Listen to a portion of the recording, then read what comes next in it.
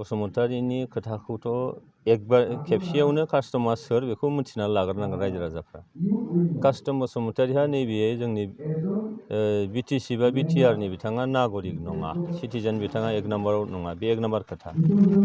2 नाम्बाराव बिथाङा दुलाराय बर' फरायसा आफाद बायदि मोनसे गोथार आफाद, जे आफादाव थानानै जे आफादनि सान्थौ आरो सानस्रि, बे सान्थौ आरो सानस्रिखौ बिथाङा मालाबाबो लाखिनो हायाखै।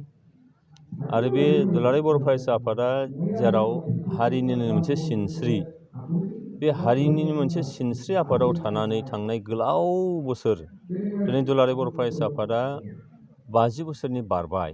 बे 50 बोसोराव दुलाराय बर' फरायसा आफादा हारि जौगानाय, बे ओनसोलाव थानाय जाथि माहारिनि गेजेराव गोजोन खौसेथि लाबोनाय, धोरोम खोरोम सायख'आ जासे मोनसे हाबा मावबोदों। बे आफादाव थानानै बिथाङा जेराव सिनाय रोङाखै आरो थांनाय 17 बोसोराव जोंनि गेजेराव बर' बर'नि थासारिखौ सोर लाबोखो, गोजोन खौसेथिखौ गैयै सोर खालामखो, जोंनि ओनसोलाव नोङो जौ जुवानि मोनसे आड्डा सोर बानायखो, थांनाय गोलाव समानो क'क्राझार बायदि मोनसे टाउन, बे टाउनाव नोङो मोनाबिलि 6टा 7टा जाब्लानो दखान प्रहार गासिबो बन्द' जाजोबो, मानसिनि थांलाय फैलाया गैया जायो।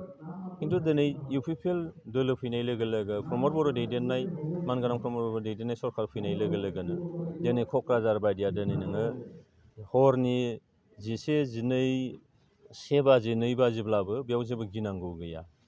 दा बे थासारियाव बिथाङा दिनै हाग्रामा, दुलाराय बर' फरायसा आफादाव खामानि मावनानै हाग्रामा बायदि सासे मानसि बा BPF बायदि सासे मोनसे दोलो, बिनि डिफारेन्सखौ जुदि बुजि रोङाखैबा, रायजो राजाया जोबोरैनो साननो गोनां दङ कास्टमनि सायाव। आं बुंखादों जे 1 नाम्बार बिथाङा बेनि नागरिक नङा, बे जोंनि गेजेराव मोनसे अर सुनानै होनाय, गुलुं गुजुं खालामनाय। गाबोन जोंनि गेजेराव माबा मोनसे बेबायदि गाज्रि थासारि जायोबा बेयो ब्लड खारनानै थांगोन गलाघाटआव। दा बे बाथ्राखौ दिनैहाय रायजो राजाफ्रा बुजिनांगौ दं होननानै आं सानो। कास्टम बसुमतारी बायदि सासे सुबुंनि थाखाय सोरबा जोंनि नैबे ओनसोलनि रायजो राजाफ्रा साननांगौ बुंनांगौ जेबो गैया।